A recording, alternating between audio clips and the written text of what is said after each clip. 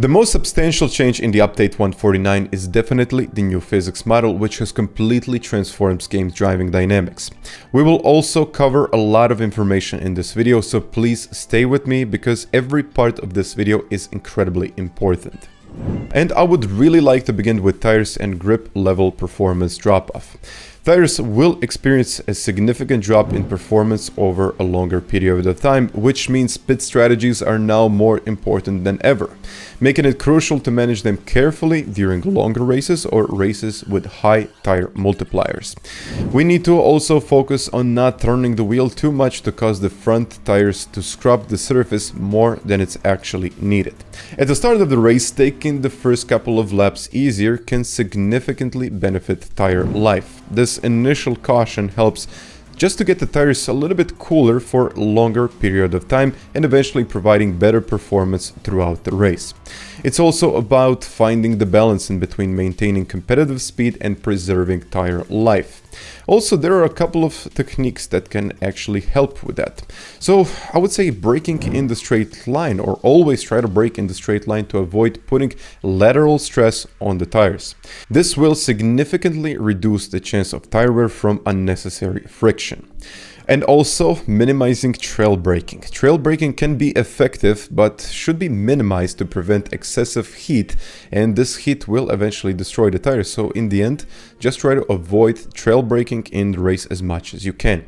High-speed turns put immense pressure on the tires, increasing wear. Instead, aim to smoother and slower cornering when possible. So sacrificing a little bit of speed on the entry just to get a little bit better performance at the end of the race.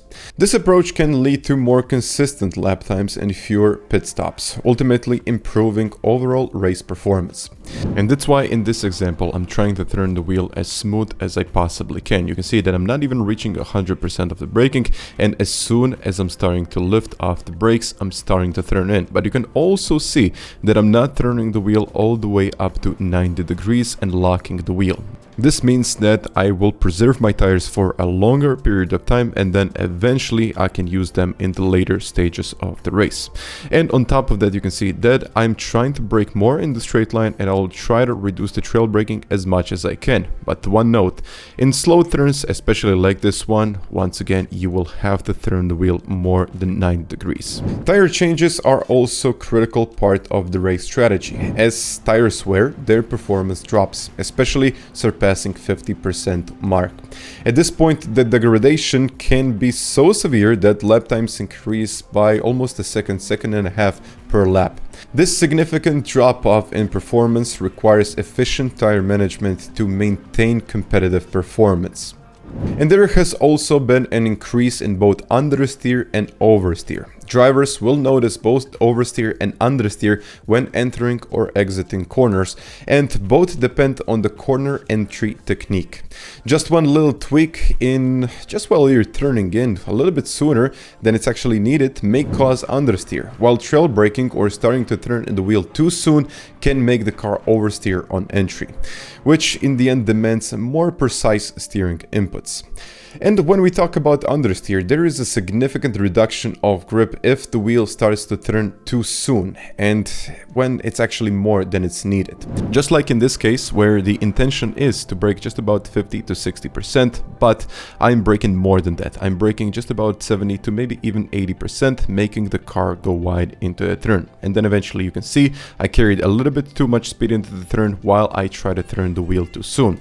And then again, this caused the understeer that I didn't want. But we can easily fix that. You will see that I will try to straighten up the wheel as much as possible as I start to brake. You can see that I will also not exceed 50 to 60% unless the car is straightened up. So you can see if the car is straightened up, then I can brake more. Otherwise, of course, I have to brake less. And also, if we talk about oversteer, there is also a significant chance of oversteer while braking or accelerating out of the turn. To manage oversteer, the driver needs to be precise with their steering and throttle inputs. Gradually applying the throttle and avoiding sudden movements can help maintain rear end stability. This part is incredibly important coming down the mountain, where we just have to put the braking bias to minus, and then focusing on the braking part in the straight line. So all of the braking should be done in the straight line. Otherwise, we have a great risk of losing the car. But we can also fix that. You will be able to see that I will trail brake in this first part, and then I will try to straighten up the car as much as I possibly can, and only then apply 100% of braking pressure.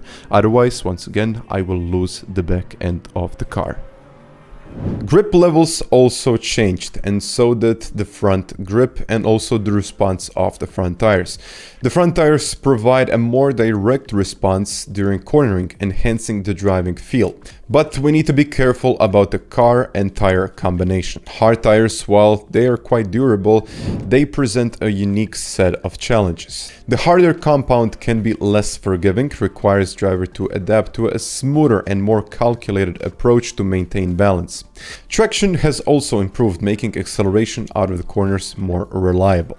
But again, this depends on the car and if the weight transfer is done in the right way. Again, corner entry is now more important, since that's the part where we need to ensure that the car is stable. Making the car unstable on entry will cause problems on acceleration and even losing the back end on acceleration.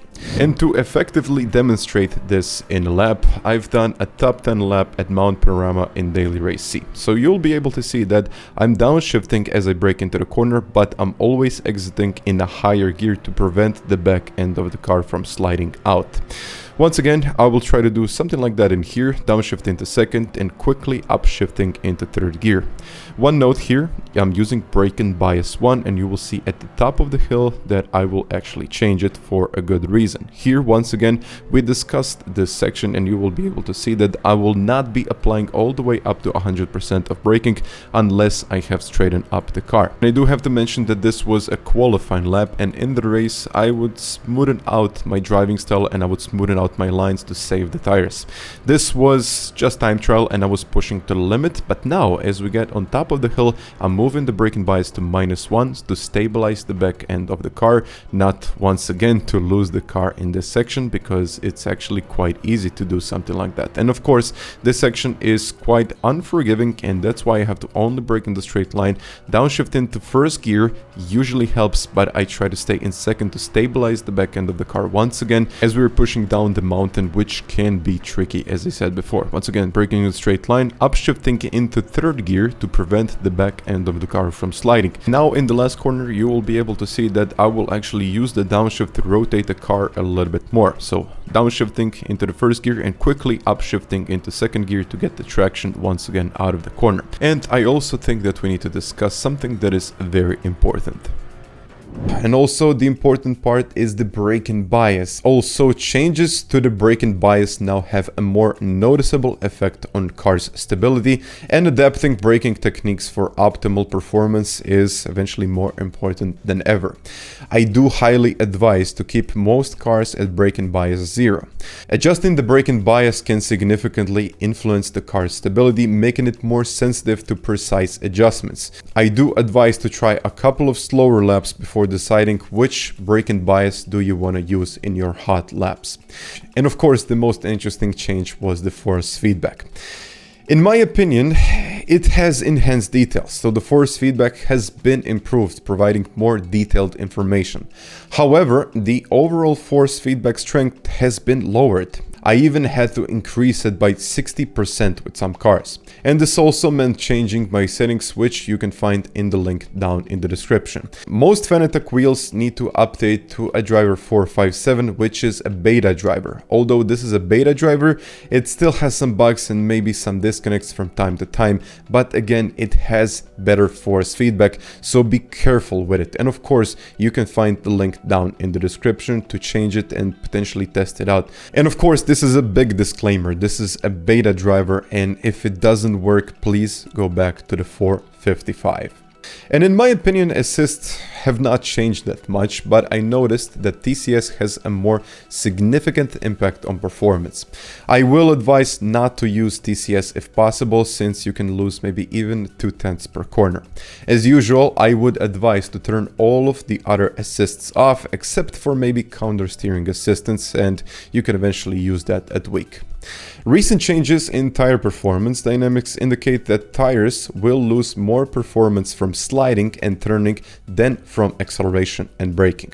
This shift requires strategic approach to cornering and overall tire management, as we have to focus more on corner entry speed. Overspeeding into a corner increases the risk of sliding, thus accelerating tire wear. At the same time, we need to focus on ensuring smooth transitions in and out of the corners, which eventually will help with the tire wear. Abrupt changes in direction can increase tire wear and reduce tire performance in the long run. In the end, I really hope that this video was helpful, and please let me know if there is anything else that I forgot to mention, or, well, in the end, what are your feelings about this update? So once again, thank you very much for watching this video, and until the next time, bye.